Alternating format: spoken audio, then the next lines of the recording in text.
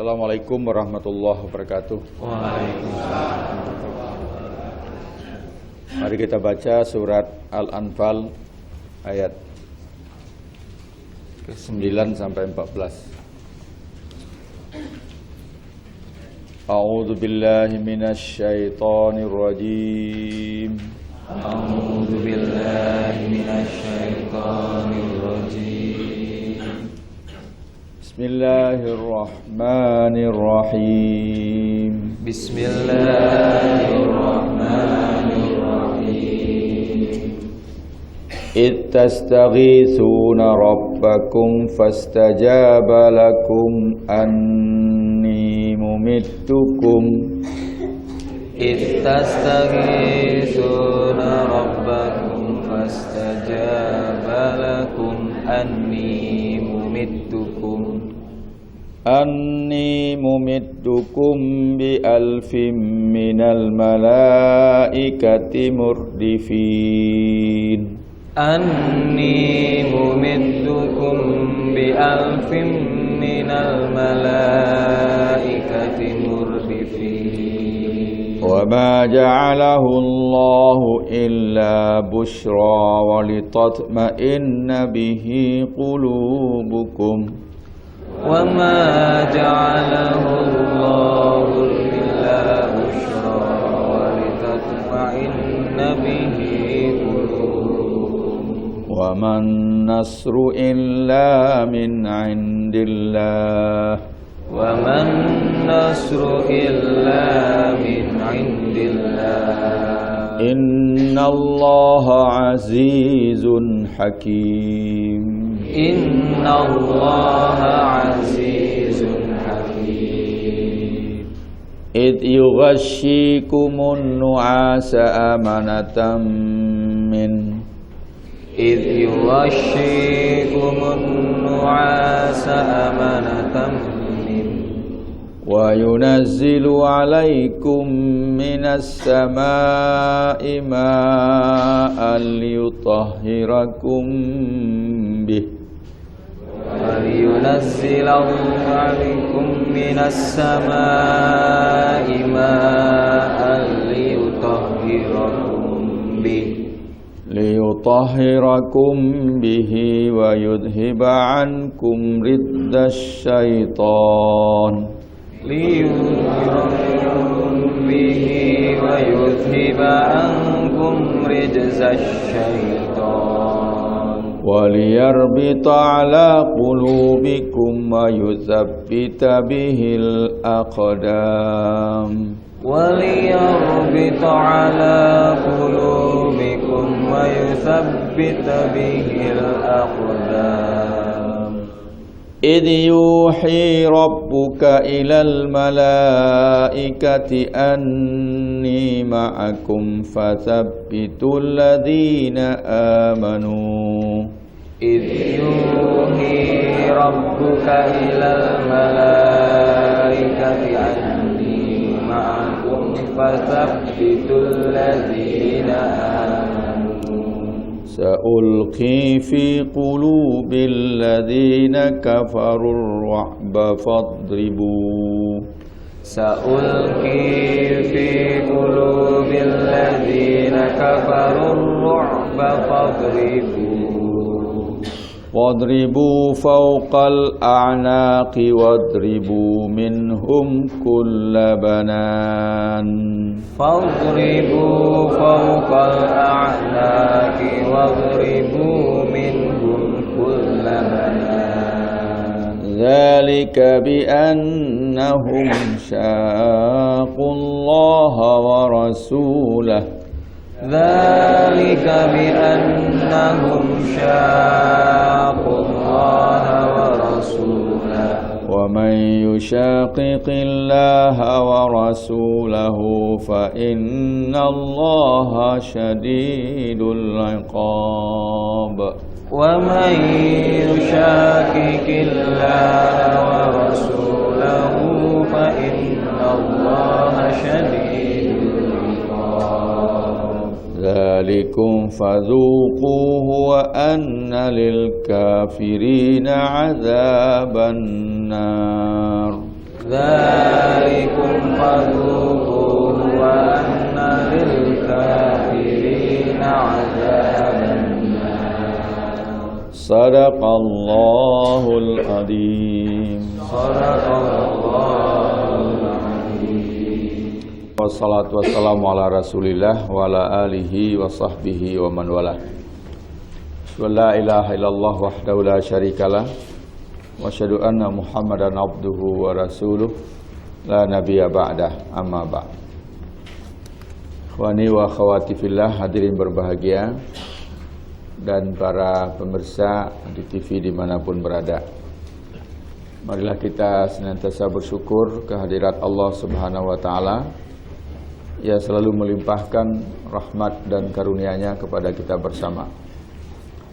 Kemudian salawat dan salam semoga dilimpahkan Allah kepada Nabi besar Muhammad sallallahu alaihi wasallam dan kepada keluarga, sahabat-sahabat serta siapa saja yang mengikuti sunnah beliau sampai hari akhir nanti.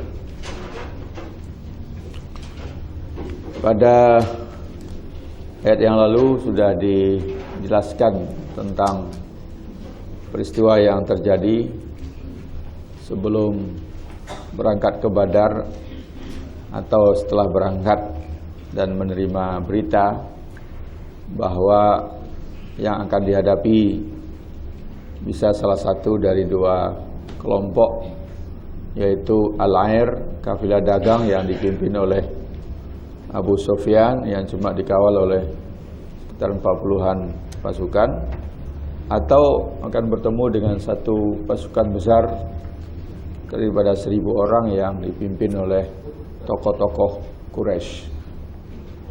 Dan kemudian Rasulullah sallallahu alaihi wasallam menanyakan semacam kebulatan tekad dari para sahabat, baik dari golongan Muhajirin maupun juga dari golongan Ansar, dan mereka sepakat semua apapun yang terjadi tetap maju terus dan patuh di bawah komando Rasulullah sallallahu alaihi wasallam. Nah, setelah sampai di Badar, jadi mereka harus berjalan lebih cepat supaya lebih dulu sampai di Badar, di medan pertempuran, sehingga dapat lebih awal memilih tempat yang strategis. Nah, tatkala itulah Rasulullah memutuskan untuk mendirikan tenda di satu tempat di daerah Badar itu. Kemudian seorang sahabat yang bernama Al-Habab Ibnul Mundir bertanya dengan sopan sekali, "Ya Rasulullah, apakah penentuan tempat ini merupakan wahyu dari Allah sehingga kita tinggal patuh, atau ini merupakan strategi siasat perang?" Maka Rasulullah menjawab, "Bukan wahyu, tetapi ini hanyalah strategi siasat perang. Nah, kalau begitu saya usulkan supaya tempat ini tidak baik. Kita pilih tempat di sebelah sana. Sana kita bisa buat sumur untuk menampung air, dan apabila kita menguasai sumber air, maka kitalah yang akan menguasai medan perang. Di situ ada sumur, nanti kita gali juga beberapa sumur lagi untuk menampung kalau ada hujan turun." Ya. Nah, usulan itu diterima oleh Rasulullah sallallahu alaihi wasallam. Begitulah di zaman Nabi Muhammad sallallahu alaihi wasallam, ya, sahabat-sahabat memilah.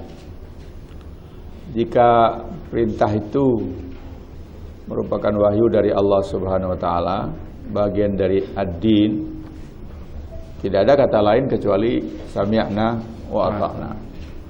Faham atau tidak faham, setuju atau tidak setuju, tidak ada pilihan kecuali sami'na wa ata'na. Tapi jika itu bagian dari ijtihad, sekalipun ijtihad Rasulullah sallallahu alaihi wasallam, ya masih bisa mengusul kepada Nabi untuk dipertimbangkan.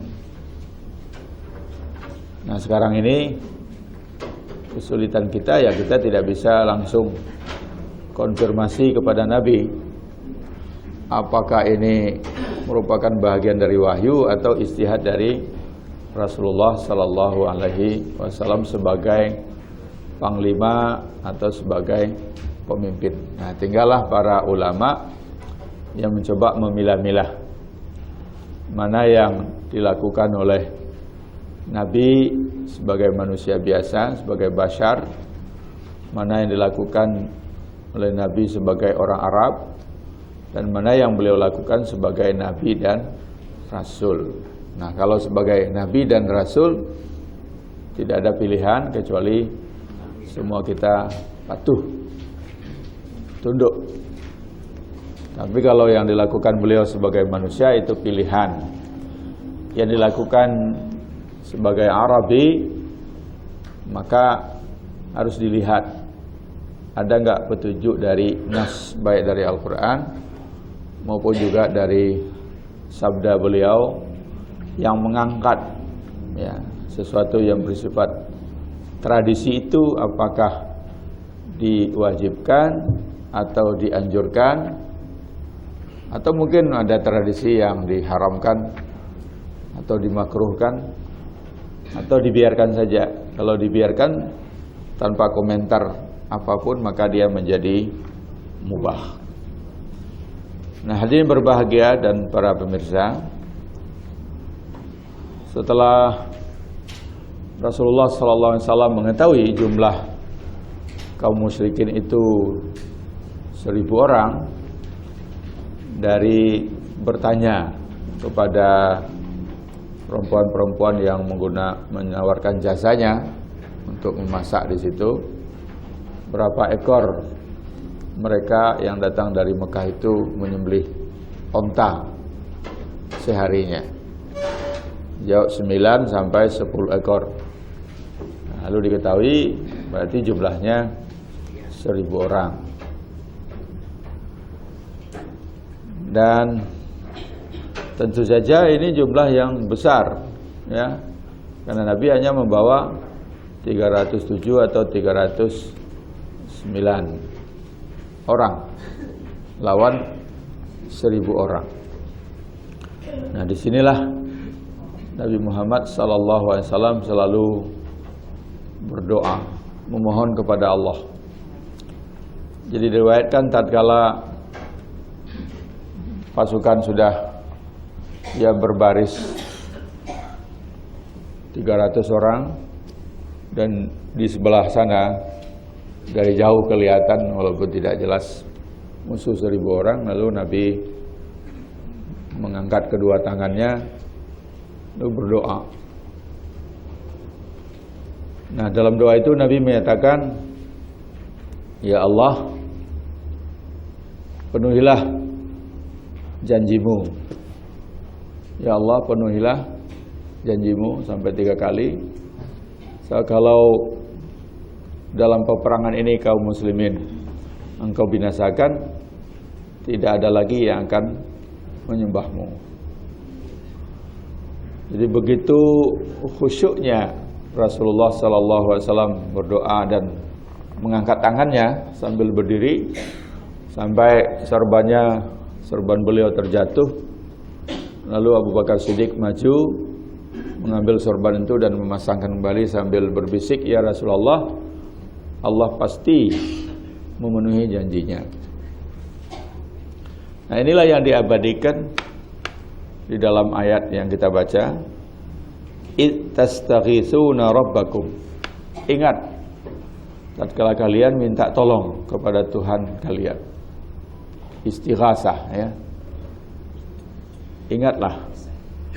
Nah, walaupun dalam riwayat itu yang berdoa adalah Nabi, tentu saja 300 pasukan Islam ini ikut berdoa dengan cara mereka masing-masing, memohon pertolongan kepada Allah Subhanahu wa ta'ala. Nah, inilah yang dinyatakan oleh ayat, ingatlah itu. Wadkur ingatlah. Tastaghitsuna rabbakum. Ingatlah tatkala kalian meminta pertolongan atau istighasah. Dan kali itulah yang kemudian memberi inspirasi sekarang dalam keadaan tertentu dilakukan istighasah, ya, meminta tolong.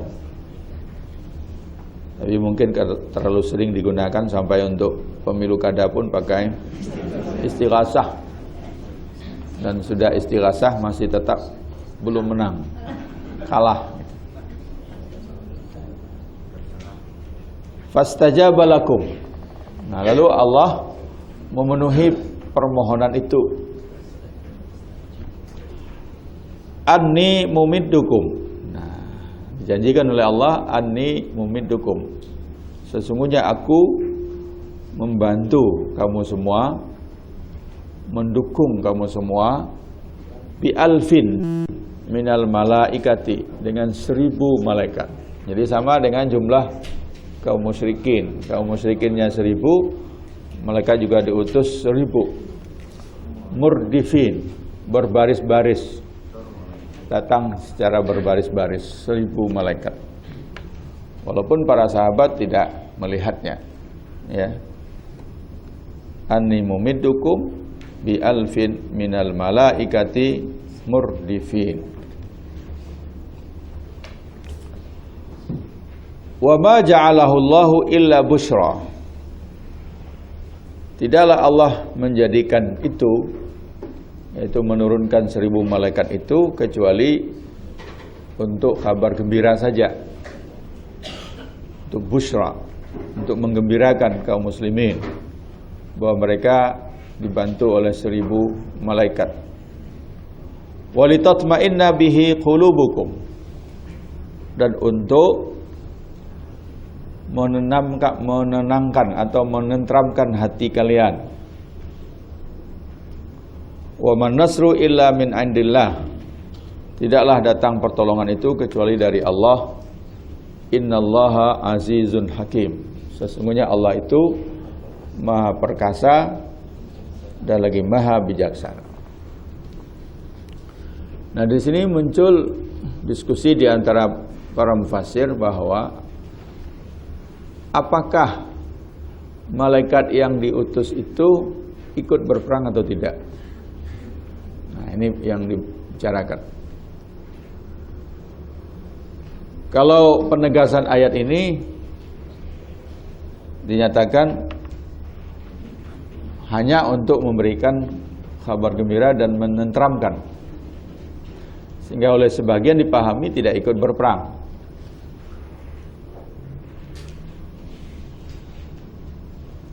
Yang lain mengatakan tidak ada masalah memberi kabar gembira, membuat tentram, bukan berarti menghalangi malaikat ikut serta langsung.